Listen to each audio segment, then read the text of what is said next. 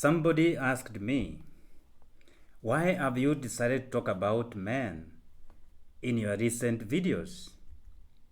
That you have centered on talking about men in your recent videos and you have not mentioned anything about women or girls. My answer was simple. There is a feeling and a sense in our society today that boyhood is under siege. Manhood is under siege.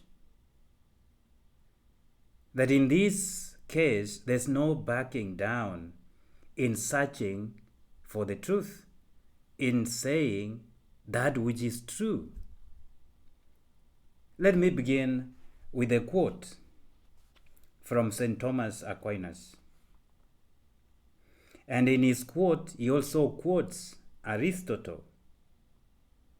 This is a quote. In the acceptance or rejection of opinions, a man should not be influenced by love or hate for the person who has the opinion, but rather by the desire to ascertain the truth. So Aristotle says that we ought to love both sides, those whose opinions we follow and those whose opinion we reject. For both parties are striving to discover the truth, and they have helped us in this task. And that is recorded in St. Thomas' lecture number 9, sub number 2566. Let me repeat the quote again. St. Thomas says, in the acceptance or rejection of opinions, a man should not be influenced by love or hate for the person who has the opinion, but rather by the desire to ascertain the truth. So Aristotle says that we ought to love both sides, those whose opinion we follow and those whose opinion we reject. For both parties are striving to discover the truth, and they have helped us in this task. St. Thomas Aquinas, Lecture 9, number 2566.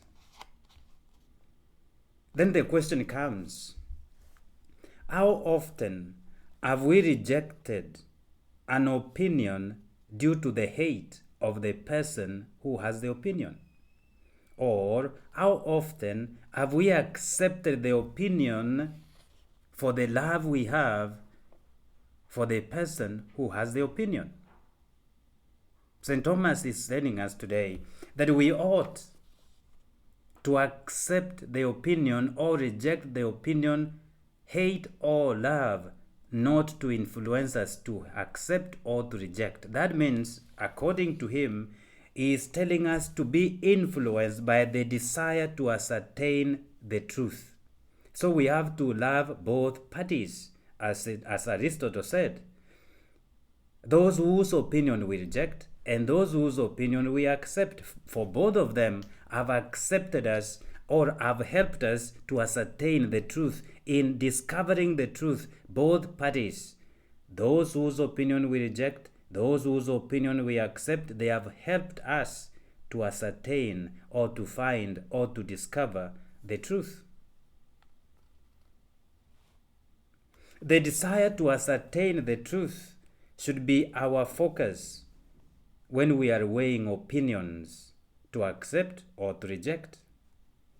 Love for truth must help us to transcend or to go beyond pettiness, pushed agendas in the world, feelings, fears, and anxieties in our society.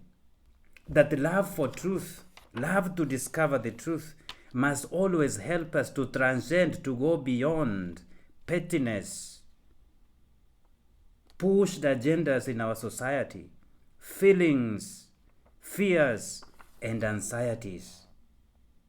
So there is need to search for the truth in our society today. Having said that, there is a sense in the world today that boyhood or manhood is under siege. This kind of statement can sound controversial. This kind of statement can make some people feel unsettled. It can make some people uncomfortable. But that is the truth. In very many ways, boyhood and manhood is under siege in very many parts of the world today. Much has been written about men. Much has been written about this topic of men. Articles, books, seminars have been given about men in our society today. I will mention a few of those who have written about men and the challenges they are going through.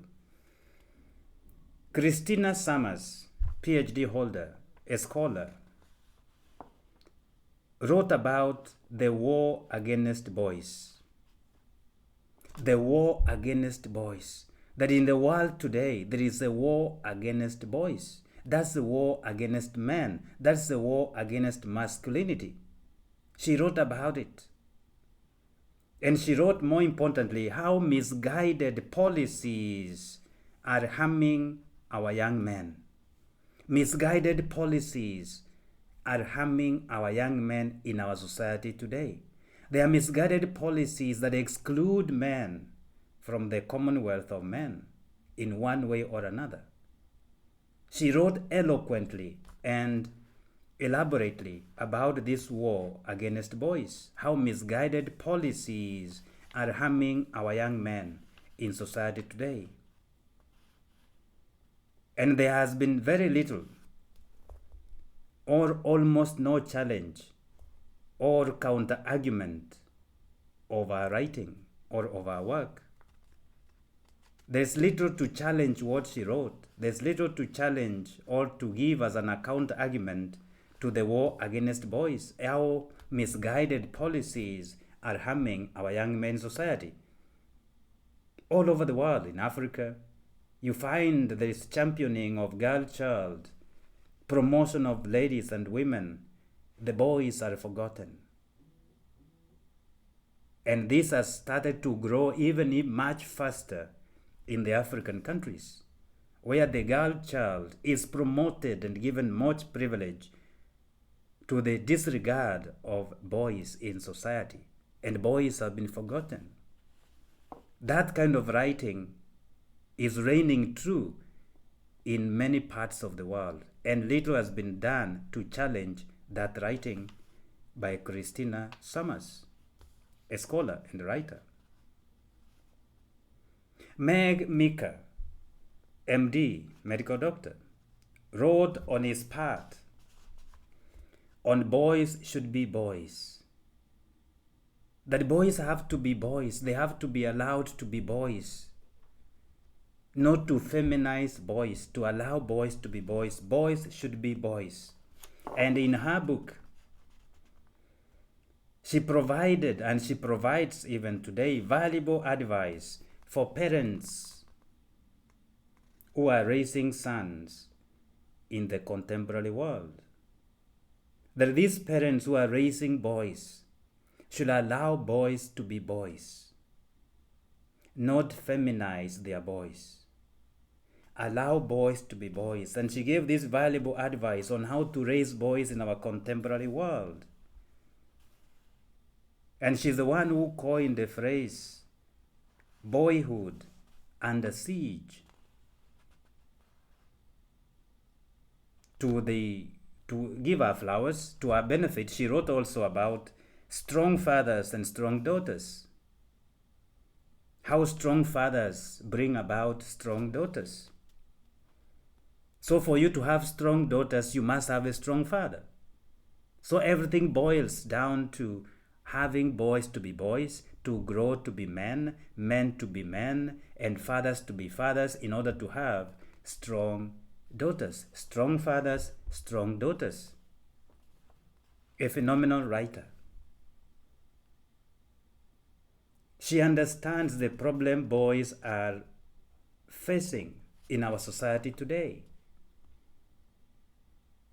And that brings that out clearly how boys are under siege, how manhood is under siege, how masculinity is being criminalized. The third example I will give is by Helen Smith, PhD holder. Helen Smith talks about men on strike. Men on strike. Focusing on the challenges men are facing in our contemporary world. She wrote a very powerful book. Not only powerful book, but also difficult for the weak-hearted men to accept. A very powerful and difficult book. For faint-hearted men, they may not withstand the challenge that she gives in her writing.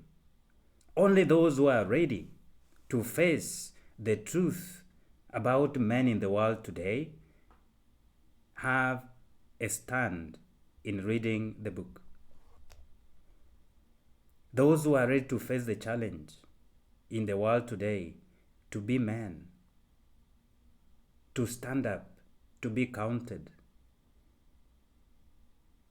She shows how men face tremendous challenges in the world as compared to the female gender. The fourth example I will give, today I will make a short video.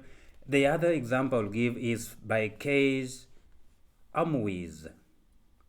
Case S. Himowiz wrote on manning up.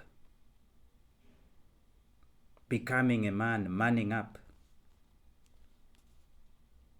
In writing this book, there's an acknowledgement of the advances women have made, the advances women have enjoyed in our society, which men have not enjoyed. The advances women have enjoyed and have made. And she also shows out the shifting demographic that is working against boys.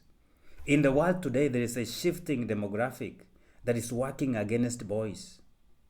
Be it in academics, be it in workplace, be it there is promotion of female gender with less regard of where the boy child is.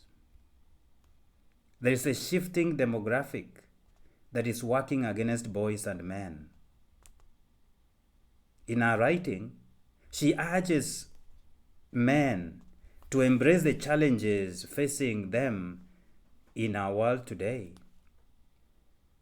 Indeed, challenging them to pull up their socks, to roll up their sleeves, and man up, and not to be wimps. And not to be wimps. Not to recoil, not to fear, not to hold back, not to back down, but face on the challenges, face it head on, and achieve and man up. In short, what am I saying in this video today? I'm only challenging men, and especially Catholic men, to face up with the truth of being men and of being Catholic men. That challenge of becoming a man, not backing down from the truth, having to discover the truth and using that truth to be who we are called to be, men who are Catholic. I'm not challenging this man to create any truth, but not to back down from the truth, not to worry. Face the truth in our society where boyhood and manhood is under siege in one way or another, where masculinity is viewed as a dangerous thing. Men must always strive to discover the truth, ascertain the truth, and weather the storm, and be men. Must always face the truth in our society. In whichever society you are in as a man, face the truth of your society that is facing you, the challenges that you encounter as a man in your own society, and more especially where boyhood is under siege, manhood is under siege, where masculinity is viewed as a dangerous thing. Discover the truth, ascertain that truth as a man, and weather the storm and be a man that you are called to be. We are not to create any truth about being men. We are not to create any truth about being men. We are called to discover the truth about being men, not to define the truth about being men, but discover that truth about being men, discover that truth for ourselves, discover our manhood entitled by God, and live that manhood as called by God as a man. And that's what I will call man up as a Catholic man. Man up as a Catholic man.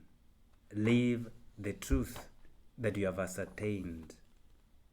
So today, no backing down, for boyhood and manhood is under siege. Man up and be a Catholic man. God bless you.